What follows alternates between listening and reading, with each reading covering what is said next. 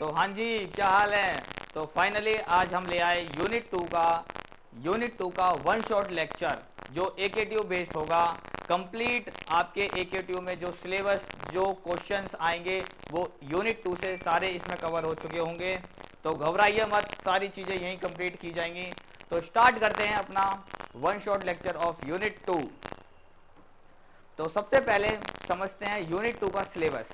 Unit 2 का ये सारा सिलेबस है जो हम इसी लेक्चर में सारा कंप्लीट करेंगे। ये इतना बड़ा आपको लग रहा है लेकिन इतना बड़ा है नहीं, सिर्फ इसमें ऑपरेटर हैं बस, इसके अलावा कुछ नहीं है इम्पोर्टेंट, बस ऑपरेटर्स हैं। ऑपरेटर समझने से पहले हमें ये समझना होगा एक्सप्रेशन क्या होते हैं।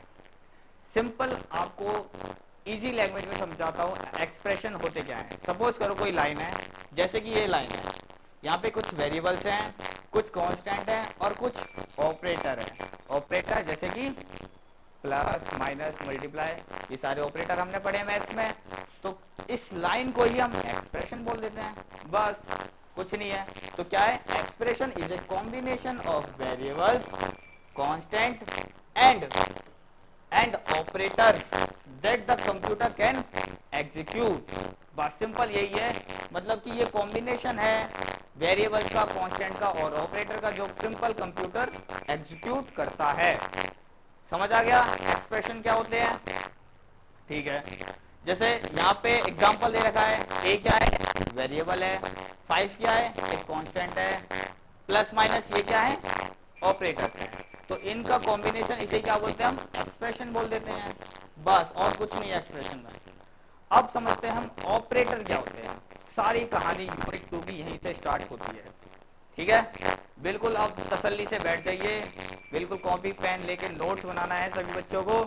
और स्टार्ट करते हैं हम ऑपरेटर। जैसा कि आपने ऑपरेटर पढ़ा होगा, मैथ्स में पढ़ा होगा, जैसे कि अर्थमेटिक ऑपरेटर होते हैं, जैसे कि प्लस माइनस मल्टीप्लाई और डिवाइड। तो सेम उसी तरीके से यहाँ हमारे पाइथन, सेम उसी तरीके से यहाँ अपने C language, Python language, Java language सभी में ऑपरेटर्स होते हैं। तो यहाँ पे सी लैंग्वेज में कुछ ये सारे ऑपरेटर्स होते हैं, जैसे कि arithmetic operator, relational operator, logical operator, assignment operator, unary operator, bitwise operator, ternary operator, special operator. घबराइए मत, लाइन टू लाइन, बारी टू बारी हम सारे कवर करेंगे कि ये क्या होते हैं। बस आप अभी इस टाइम इतना जान समझ ले लीजिए कि ये कुछ ऑपरेटर्स होते हैं सी लैंग्वेज में।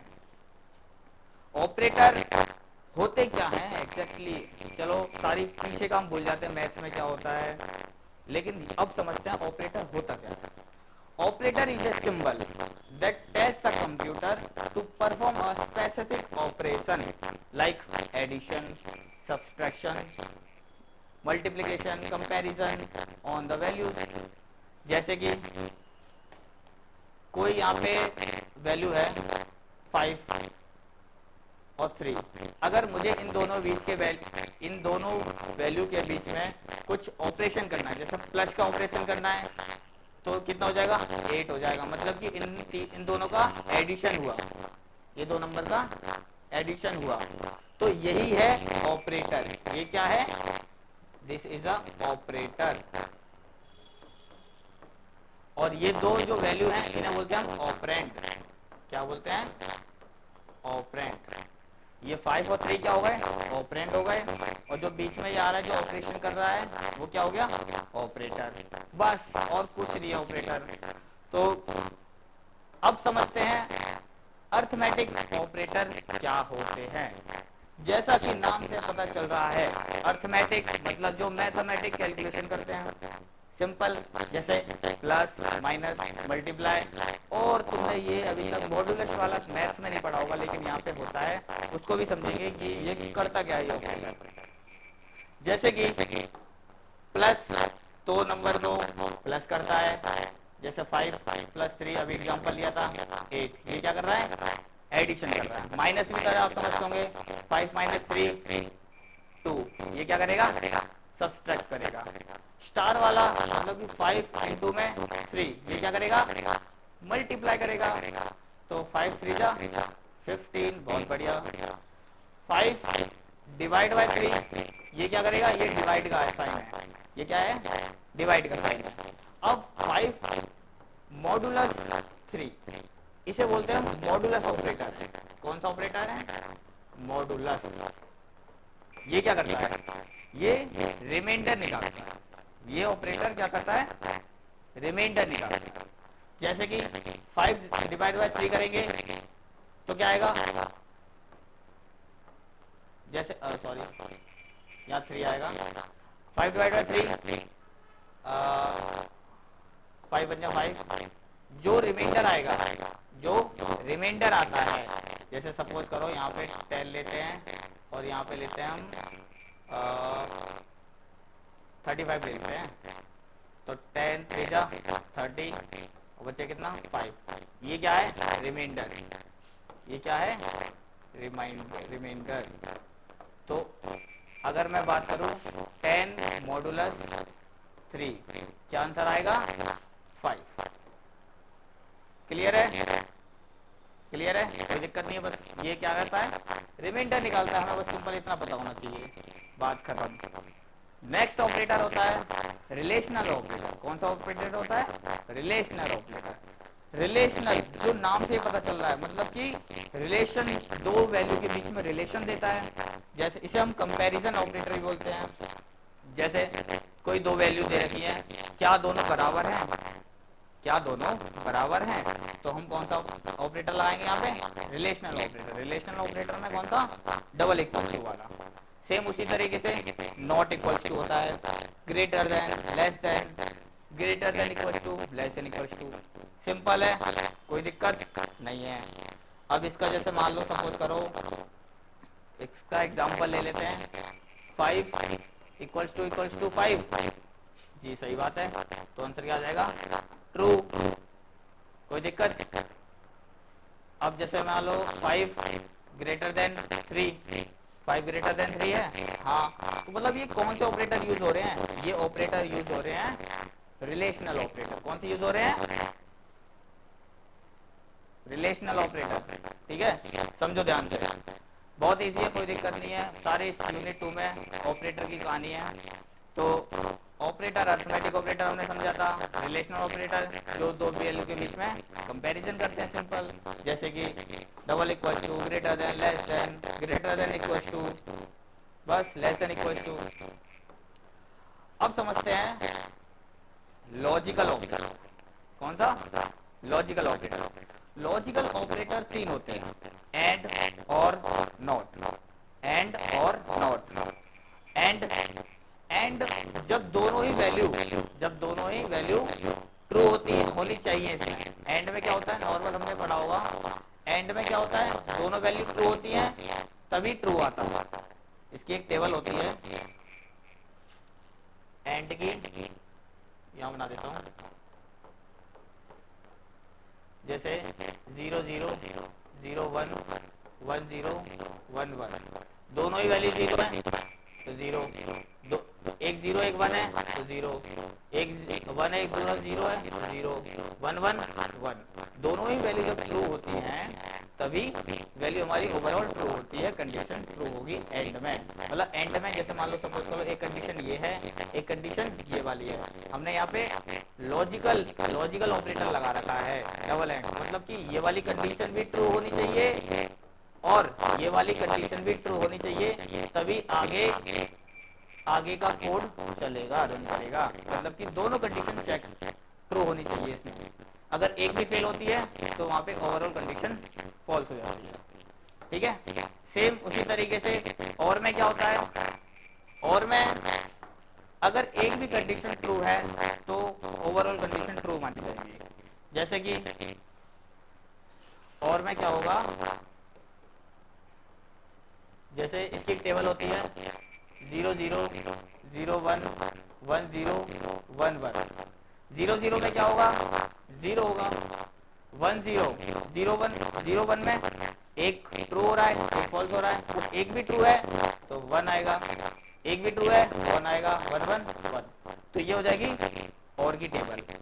जैसे कि यहाँ पे अगर एक भी कंडीशन ट्रू हो जाती है, अगर सपोज करो यहाँ पे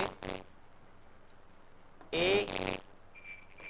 ए ग्रेटर देन 0 और लगा दिया बी लेस देन 0। अगर ये कंडीशन ट्रू हो या ये कंडीशन ट्रू हो, अगर इन दोनों में से कोई एक भी ट्रू हो जाती है, अगर इन दोनों में से कोई एक भी ट्रू हो जाती है तो ओवरऑल कंडीशन ट्रू मानी जाएगी। हमारा जो कंपाइलर होगा आगे इसको कंडीशन ट्रू मान के नीचे कोड को रन करने लगेगा। ठीक है, क्लियर है? चलिए नेक्स्ट है नॉट ऑपरेटर। नॉट में क्या होता है, नॉट को सिंपल उल्टा कर देता है, ट्रू को फॉल्स कर देगा, फॉल्स को ट्रू कर देगा। सिंपल है, कोई दिक्कत नहीं। चलिए आगे बढ़ते हैं। नेक्स्ट हम समझते हैं असाइनमेंट ऑपरेटर। कौन सा? Assignment operator. असाइनमेंट ऑपरेटर जैसे कोई वेरिएबल है तुम्हारे पास, अगर उसमें 5 इंसर्ट करना है तो वहां पे इज इक्वल टू यूज करते हैं, a इक्वल टू 5, मतलब कि वहां पे हमने असाइनमेंट ऑपरेटर यूज करा। तो असाइनमेंट ऑपरेटर कौन सा होता है? इज इक्वल टू होता है, प्लस इक्वल टू होता है, माइनस इक्वल टू होता है, मल्टीप्लाई इक्वल टू होता है, डिवाइड इक्वल टू और मॉडुलस इक्वल टू। बारी बारी से समझते हैं। जैसे इज इक्वल टू वाला a इज इक्वल टू 10, इसका क्या मतलब है? इसका यह मतलब है 10 वैल्यू असाइन हो गई वेरिएबल a को। कोई दिक्कत? बस यहाँ पे कौन सा ऑपरेटर लगा? Assignment operator. कौन सा? Assignment operator. तो अगर कोई पूछता है इज इक्वल टू कौन सा ऑपरेटर है, तो असाइनमेंट ऑपरेटर है। कोई दिक्कत नहीं होनी चाहिए। बहुत बढ़िया। प्लस इक्वल्स टू, इसका क्या मतलब है? प्लस इक्वल्स टू का मतलब होता है ऐड करना है पहले, देन असाइन करना है। ऐड करना है पहले, देन असाइन करना है। क्लियर है? जैसे कि a प्लस इक्वल्स टू 5, इसका क्या मतलब है? a is equal to a plus 5, पहले ऐड कर दो 5 को a में, देन असाइन कर दो, देन असाइन कर दो। कोई दिक्कत? कोई दिक्कत नहीं है। उसी तरीके से माइनस इक्वल टू में क्या होगा? पहले माइनस होगा, देन असाइन हो जाएगा। सेम मल्टीप्लाई में पहले मल्टीप्लाई हो जाएगा, फिर असाइन हो जाएगी। और डिवाइड वाले में पहले डिवाइड, फिर असाइन। मॉडुलस वाले में पहले मॉडुलस निकलेगा, फिर जो वैल्यू आएगी वो असाइन हो जाएगी। कोई दिक्कत? कोई दिक्कत है बताओ, कमेंट में डाल दो अगर कोई दिक्कत हो तो। ठीक है जी, आगे बढ़ते हैं। Unary operator. यूनरी ऑपरेटर समझते हैं। देखो, यूनरी ऑपरेटर होता है वो एक वेरिएबल पे लगता है। अभी तक जो ऑपरेटर यूज हो रहे थे वो दो वेरिएबल पे यूज हो रहे थे। जैसे a प्लस बी, यहाँ पे 2 वेरिएबल आए, 5 प्लस 3, यहाँ पे 2 चीज आई ना, 2 में देन ऑपरेशन को छोड़ा था। लेकिन यूनरी ऑपरेटर क्या कहता है? यूनरी ऑपरेटर कहता है कि हमें भैया एक ऑपरेटर एक वेरिएबल है हमारे पास, हम उसी में खेल जाएंगे। जैसे कि प्लस प्लस होता है, माइनस माइनस होता है, प्लस माइनस नॉट। जैसे प्लस प्लस में समझते हैं, ए है, यहाँ पे ए है, वेरिएबल क्या है? ए। प्लस प्लस प्लस प्लस मतलब यूनरी ऑपरेटर लगाए। तो इसका क्या मतलब है? इसका मतलब है a equal to a plus 1, a equal to a plus 1।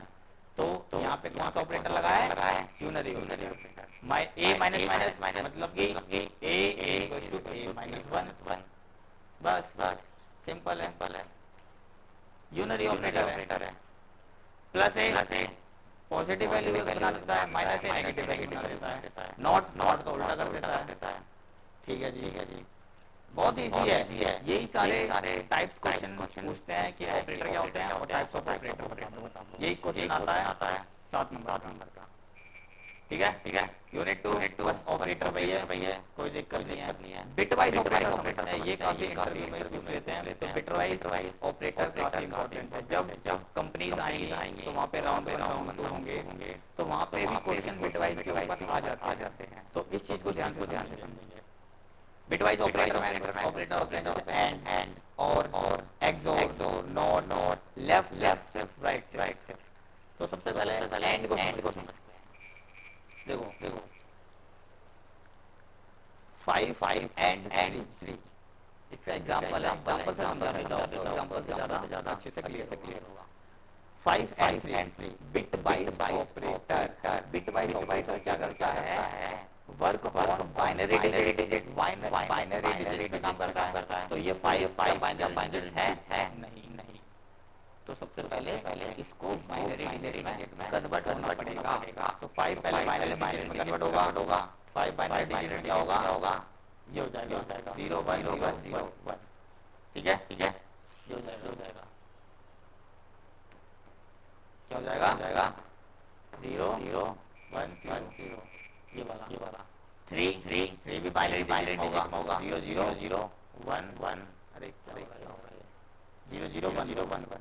अब इन दोनों के बीच में बिट बाइट ऑपरेटर लगेगा क्योंकि bit byte operator binary digit में लगता है। तो बाइनरी डिजिट बन चुके हैं। अब नाउ पर बिट बाइट ऑपरेटर लगेगा। यहाँ पे कौन सा है और। तो इनमें पर जो और भी टेबल बनाई थी उसी तरीके से एडिशन होगा सिंपल और आउटकम होगा 0 0 0 1 1। अब 0 0 0 1 आया है। ये डेसिमल में क्या होता है, ये डेसिमल होता है 1 1। क्या होता है 1 1। क्या होता है 1 1। तो आंसर क्या हो जाएगा किसका 1 1। सिंपल है। पहले 5 को कन्वर्ट करा बाइनरी डिजिट में, 3 को कन्वर्ट करा बाइनरी डिजिट में और यहाँ पे एंड लगाया सिंपल वाला ऑपरेटर प्लस कर देंगे और क्या आ जाएगा 0 0 1 और कन्वर्ट देंगे डेसिमल नंबर में क्या होता है 1 तो इसका आंसर आ जाएगा 1 1। कोई दिक्कत नहीं है। और सेम उसी तरीके से पहले कन्वर्ट होगा बाइनरी डिजिट में और टेबल बनाई थी सिंपल और के मेथड से कैलकुलेशन होगी जो डेसिमल नंबर आएगा वही सिंपल कन्वर्ट हो जाएगा नंबर में और वही कन्वर्ट हो जाएगा। सेम उसी तरीके से करेंगे नॉट का करेंगे। अब सबसे इजी है टर्नरी ऑपरेटर से इजी है टर्नरी ऑपरेटर। टर्नरी ऑपरेटर को समझते हैं पहले। टर्नरी ऑपरेटर उसको यूज करते हैं। ये जो ऐसी कंडीशन होती है, अगर कोई ये कंडीशन हुई तो ये चला दो एल्स ये चला दो होता है। लेकिन इस चीज का शॉर्टकट है बिल्कुल है वही है टर्नरी ऑपरेटर। वही क्या है टर्नरी ऑपरेटर। टर्नरी ऑपरेटर का सिंटैक्स क्या होता है, सबसे पहले यहाँ कंडीशन देंगे फिर क्वेश्चन मार्क। अगर ये कंडीशन होती है ध्यान से समझो। अगर ये कंडीशन ट्रू होती है तो वैल्यू दे दो। तो ये वैल्यू दे दो। अदरवाइज अगर वो फॉल्स होती है तो ये दे दो। समझ आया। अगर ये कंडीशन ट्रू होती है तो ये दे दो अदरवाइज ये दे दो। एग्जांपल से समझ ज्यादा जाएगा। देखो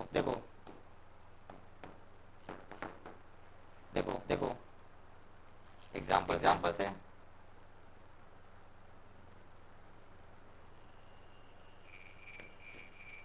एग्जांपल समझते हैं। int a equals to 5 simple है।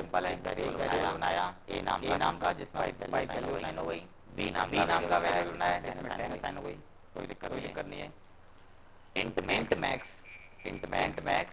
ठीक है। एक वेरिएबल बना दिया नाम का। वहाँ पे हमने condition the a greater than b। a greater than ये क्या है कंडीशन है।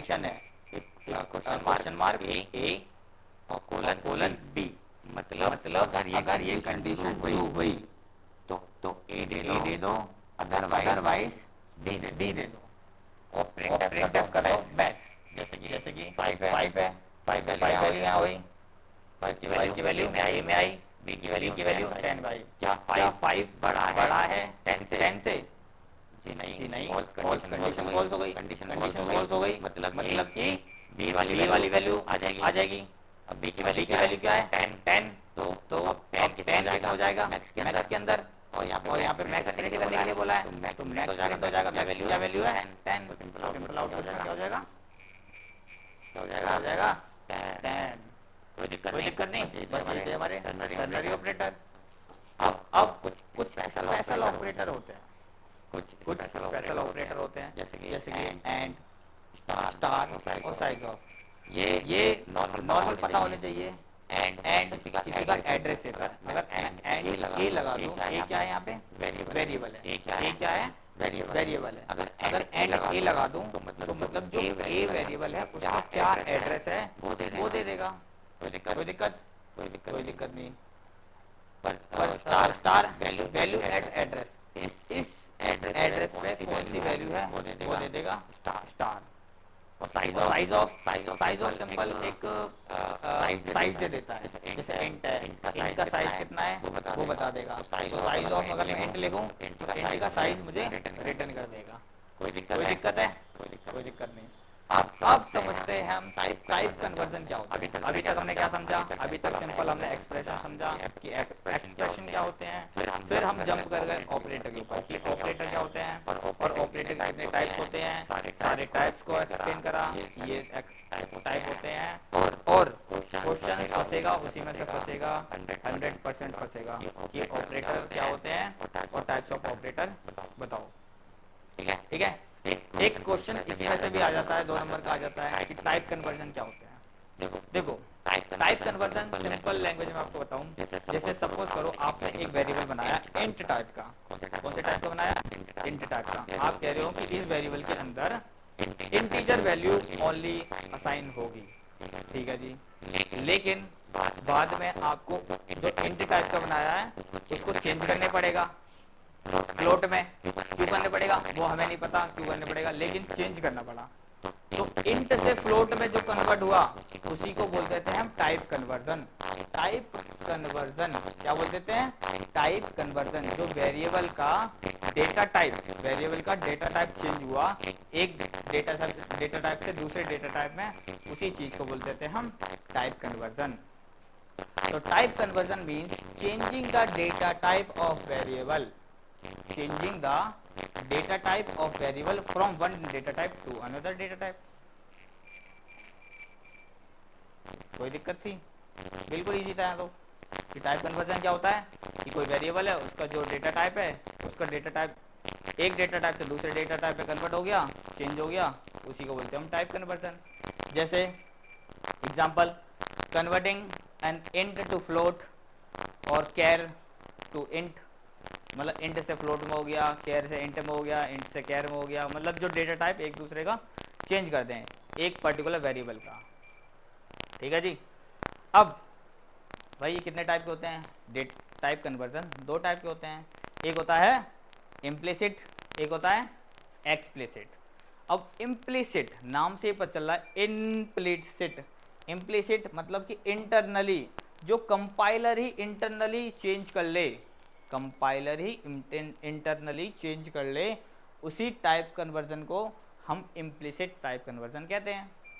और एक्सप्लिसिट से क्या समझ आ रहा है, जो प्रोग्रामर करे, जैसे कि आप, ठीक है, जो प्रोग्रामर करे वो होता है एक्सप्लिसिट, जो प्रोग्रामर करे वो होता है एक्सप्लिसिट टाइप कन्वर्जन। जैसे कि implicit type conversion done automatically by the compiler, जो ऑटोमेटिकली कंपाइलर और टाइप कन्वर्जन कर देता है, ठीक है जी। Also called type promotion, implicit type conversion को टाइप प्रमोशन भी कहते हैं। अगर कई बार पूछता है कि टाइप प्रमोशन बताओ क्या होता है, तो आप बोलोगे टाइप प्रमोशन ये क्या होता है, तो यहाँ पे इसका दूसरा नाम है, इम्प्लिसिट टाइप कन्वर्जन का दूसरा नाम है टाइप प्रमोशन। कोई दिक्कत, कोई दिक्कत है नहीं है, ठीक है जी। अच्छा, ये स्मॉलर डेटा टाइप से लार्जर डेटा टाइप में कन्वर्ट होता है जनरली। जैसे मान लो इंट एक छोटा है, फ्लोट एक बड़ा है, तो इंट से फ्लोट होगा, ना कि फ्लोट से इंट होता। मतलब छोटे से छोटा डेटा टाइप से बड़े डेटा टाइप में कन्वर्ट हो जाता है, ठीक है जी। एक्सप्लिसिट में प्रोग्रामर डेटा टाइप चेंज करता है, किसी वेरिएबल का डेटा टाइप प्रोग्रामर एक्सप्लिसिट मतलब एक्सटर्नली करता है, अपने कोड के माध्यम से, कोड के द्वारा एक्सप्लिसिटली चेंज करता है data type, done manually by the programmer, also called type casting. जब टाइप कास्टिंग बोलेंगे तो हम समझ जाएंगे एक्सप्लिसिट टाइप कन्वर्जन की बात कर रहे हैं, ठीक है। इसका सिंटैक्स क्या होता है, जैसे सपोज यहाँ वेरिएबल लिखेंगे और टाइप नेम, मतलब उसमें किस में कन्वर्ट करना है। जैसे कि वेरिएबल का नाम हो गया ए, वेरिएबल का नाम हो गया ए, और उसके आगे ब्रैकेट में लिख देंगे फ्लोट, मतलब कि ए हो जाए फ्लोट में कन्वर्ट हो जाए। अगर मैं लिख देता हूँ ए के आगे इंट, तो मतलब ए हो जाएगा वो इंट में कन्वर्ट हो जाएगा। कोई दिक्कत? कोई दिक्कत नहीं है। अब समझते हैं हम ऑपरेटर प्रेसिडेंस। ऑपरेटर प्रेसिडेंस को समझते हैं, इसकी क्या नीड पड़ी। जैसे कि सपोज करो एक एक्सप्रेशन है, एक्सप्रेशन का हमने समझा, क्या समझा था, उसमें क्या होते हैं, कुछ वेरिएबल्स होते हैं, कुछ कांस्टेंट होते हैं और कुछ ऑपरेटर्स होते हैं, उन्हीं को कॉम्बिनेशन को हम एक्सप्रेशन बोल देते हैं। अब उस एक्सप्रेशन में ऑपरेटर्स हैं, वही कोई प्लस है, कोई मल्टीप्लाई है, कोई डिवाइड है। तो पहले किसको सॉल्व करें, जैसे मैथ्स में बोर्ड मास का रूल होता था कि पहले जो बोर्ड मास के अकॉर्डिंग कौन सा ऑपरेटर पहले सॉल्व किया जाएगा, उसी सेम तरीके से यहाँ पे क्या होता है, ऑपरेटर प्रेसिडेंस होता है। यहाँ पे operator precedence tell which operator will be executed first when multiple operators appear in an expression. जब एक एक्सप्रेशन में मल्टीपल ऑपरेटर्स होंगे तो पहले कौन से ऑपरेटर को सॉल्व करना है, ये कौन बताता है, ऑपरेटर प्रेसिडेंस, ठीक है। व्हाट इज एसोसिएटिविटी, एसोसिएटिविटी क्या होता है, when two operator have same precedence, जब दो ऑपरेटर के पास सेम प्रेसिडेंस होगी, जब दो ऑपरेटर के पास, जैसे सपोज करो प्लस और माइनस, प्लस और माइनस सेम प्रेसिडेंसी है, तो अब उन दोनों में से पहले किसको सॉल्व करें, वो बताता है एसोसिएटिव, एसोसिएटिविटी, वो कौन बताता है, एसोसिएटिविटी, ठीक है। ठीक है जी, ये एक टेबल है, ये आपको लर्न होनी चाहिए, पता होनी चाहिए, इसी के द्वारा आप सॉल्व कर सकते हैं। जैसे कि बोर्ड मास में क्या होता था, पहले ब्रैकेट सॉल्व होते थे, तो उसी सेम तरीके से यहाँ पे पहले ब्रैकेट होंगे, वो सॉल्व होंगे। फिर जो यूनरी ऑपरेटर होते हैं, प्लस प्लस माइनस माइनस, ये पहले सॉल्व होंगे। फिर अब जैसे ये वाला देखो, पहले मल्टीप्लाई, फिर डिवाइड, फिर मॉडुलस ऑपरेटर। यहाँ पे प्लस माइनस से किसकी वैल्यू, किसकी प्रेसिडेंस ज़्यादा है, मल्टीप्लाई डिवाइड और मॉडुलस की। तो जब भी कोई एक्सप्रेशन में प्लस माइनस मल्टीप्लाई डिवाइड होगा तो पहले किसको सॉल्व होंगे, ये वाले को। अब इसमें भी हम देखेंगे किसको सॉल्व करना है, वो कौन बताएगा, एसोसिएटिविटी, एसोसिएटिविटी। तो इसकी एसोसिएटिविटी क्या होती है, लेफ्ट टू राइट, मतलब कि लेफ्ट से चलो, लेफ्ट से जो पहला मिले उसे सॉल्व करो। जैसे मल्टीप्लाई मिला तो पहले मल्टीप्लाई सॉल्व करो, मल्टीप्लाई पहले सॉल्व होगा, फिर डिवाइड सॉल्व होगा, फिर रिमाइंडर मतलब मॉडुलस वाला ऑपरेटर सॉल्व किया जाएगा। सेम उसी तरीके से पहले यहाँ प्लस होगा सॉल्व, फिर माइनस सॉल्व होगा। उसी तरीके से ये कुछ एक टेबल है, बस ये आपको याद होनी चाहिए, बस और कुछ याद नहीं होना चाहिए। बस सारी ऑपरेटर की कहानी यहाँ पे ख़त्म होती है, यही आपको पता होना चाहिए। मान लो आपके 7 नंबर और 1-2 नंबर इसमें क्वेश्चन आ जाएंगे, मतलब 7-2 9 नंबर अभी तक आपके पक्के हो चुके हैं। क्या बढ़िया बात है ना। तो अब एक चीज़ और समझ लेते हैं, यूनिट ख़त्म होने वाली है, कोई दिक्कत नहीं है। तो सबसे पहले समझते हैं व्हाट इज़ कंडीशनल ब्रांचिंग। जैसे कि conditional branching means making decision in a program. जैसे आपने एक प्रोग्राम बनाया कि अगर आपकी एज 18 है तो ही आप वोट कर सकते हैं, अदरवाइज नहीं कर सकते। तो ऐसी कंडीशन कैसे दोगे आप, ये दे सकते हैं हम कंडीशन ब्रांचिंग की मदद से, कंडीशन ब्रांचिंग की मदद से। अब इसकी क्यों ज़रूरत पड़ी, why is conditional branching used, क्यों यूज होता है। Imagine you are making a program that says if your marks are more than 40 then you pass, else you fail. Without conditional branching you cannot make such decision.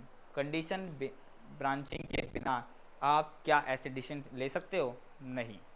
तो conditional branching की ये ज़रूरत है, ठीक है। इसमें क्या होता है, एक होता है इफ़ स्टेटमेंट, जैसे इफ़ अगर ये कंडीशन ट्रू है तो ये करो, एल्स ये करो। तो सेम उसी तरीके से if statement use to run code only when a condition is true, जब कंडीशन ट्रू होगी, जब ये कंडीशन इफ़ के अंदर जब कंडीशन ट्रू होगी तभी हमारा कंपाइलर अंदर का कोड रन करेगा, अदरवाइज वो वहाँ इफ़ के अंदर जाएगा भी नहीं, इफ़ के अंदर जाएगा भी नहीं। जैसे सपोज करो इंट एज 20, एज की वैल्यू हमने कितनी दे दी 20, age greater than equals to 18, अगर age greater than equals to 18 है, एज की वैल्यू कितनी है 20, 20 ग्रेटर देन इक्वल्स टू 18 है, यस ट्रू। जब ट्रू हुआ तभी कंपाइलर अंदर जाएगा इसके और प्रिंट एफ में देखेगा यू कैन वोट और प्रिंट कर देगा यू कैन वोट, सिंपल है। तो अभी तक हमें क्या समझ आया कि इफ़ स्टेटमेंट क्या करता है, अगर इफ़ स्टेटमेंट में कंडीशन ट्रू होगी तभी कंपाइलर अंदर के कोड को रीड करेगा, एग्जीक्यूट करेगा। इफ़ एल्स में अगर इफ़ की कंडीशन फॉल्स हो गई, अगर इफ़ की कंडीशन फॉल्स हो गई तो क्या करें भाई, क्या करें बताओ।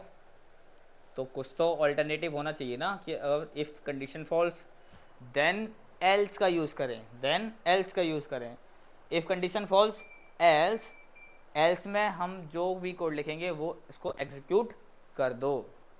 जैसे एग्जांपल देते हैं int marks 35, marks greater than equals to 40, अगर marks 35 greater than equals to 40 है, कंडीशन फॉल्स हो गई। तो अब कंपाइलर अब बोलेगा कि इसमें तो मैं जाऊंगा नहीं, क्यों, क्योंकि कंडीशन ही फॉल्स हो गई। तो एल्स वाले पार्ट में चला जाएगा और यहाँ देखेगा प्रिंट एफ लिख यू फेल्ड, तो इस चीज़ को प्रिंट कर देगा, बस कुछ है और कितना सिंपल है। अब इफ़ एल्स लेडर, अगर इफ़ एल्स इस तरीके से हो तो इसका क्या सिंटैक्स है, इफ़ स्टेटमेंट कंडीशन और इसके अंदर जाएगा, एल्स इफ कंडीशन देखेगा, अगर कंडीशन ट्रू इसके अंदर जाएगा, अदरवाइज ये दोनों फॉल्स हो गई तो एल्स में चला जाएगा। कोई दिक्कत है, कोई दिक्कत नहीं है। एल्स इफ कई सारी हो सकती हैं, if else if else if else if else if else if और लास्ट में एल्स, तो इसी को बोलते हैं हम इफ एल्स लेटर। कोई दिक्कत है, नहीं है। अब एक लास्ट टॉपिक बचा है स्विच स्टेटमेंट का। स्विच में क्या होता है, used when you have many option based on a single value, जब आपके पास कई ऑप्शन होते हैं किसी बेस्ड ऑन सिंगल वैल्यू पे, तब वहाँ पे हम स्विच स्टेटमेंट का यूज़ करते हैं रेदर देन इफ एल्स। जैसे कि इसका सिंटैक्स क्या होता है, स्विच कीवर्ड लिखेंगे, स्विच कीवर्ड लिखेंगे और उसके अंदर वैल्यू दे देंगे, केस, इसमें केस होते हैं, केस वैल्यू और कोलन और उसके अंदर कोड, फिर ब्रेक लगा देंगे। ब्रेक क्यों लगाएंगे इसका भी रीज़न अभी समझेंगे जब एग्जांपल करेंगे। फिर केस 2 उसमें वैल्यू देंगे, कोड लगा देंगे और जो कोड होगा, और लास्ट में जैसे वहाँ पे इफ़ एल्स में एल्स होता है लास्ट में, तो यहाँ पे डिफ़ॉल्ट होता है, लास्ट में डिफ़ॉल्ट, कुछ नहीं चला तो डिफ़ॉल्ट वाला एग्जीक्यूट कर दो। एग्जाम्पल से समझते हैं, काफ़ी अच्छे से क्लियर होगा। जैसे int day equals to 2, switch statement keyword use करा, डे, डे वेरिएबल एक, ठीक है। केस 1 डे की वैल्यू क्या है 2, केस 1 यहाँ पे ये जो 1 है और ये जो 2 है ये चेक करेगा क्या 2 1 है, केस 1 फेल हो गया। यहाँ पे अगर 2 होता तो ट्रू हो जाता, यहाँ पे लेकिन 1 है तो फॉल्स, तो इसमें नहीं गया। केस 2 में आ गया, यहाँ पे देखेगा 2 है और ये भी डे की वैल्यू भी 2 है, तो हाँ ये कंडीशन ट्रू हो गई और प्रिंट एफ कर देगा ट्यूसडे, ब्रेक कर देगा मतलब कि बाहर आ जाएगा यहाँ से, ठीक है। तो इस तरीके से अगर सपोज करो सारे ही फॉल्स होते हैं, लास्ट में डिफ़ॉल्ट होता और प्रिंट एफ कर देता अदर डे, बस ये हो गया स्विच स्टेटमेंट। कोई दिक्कत इसमें, सिंपल है।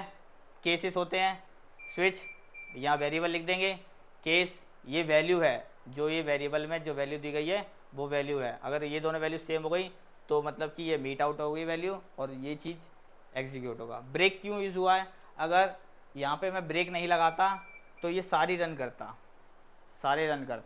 सारी चेक करता, सिंपल ब्रेक लगा दिया तो यहीं से यहीं से जो हमारा कंट्रोलर है वो बाहर आ जाएगा, कंपाइलर है बाहर आ जाएगा।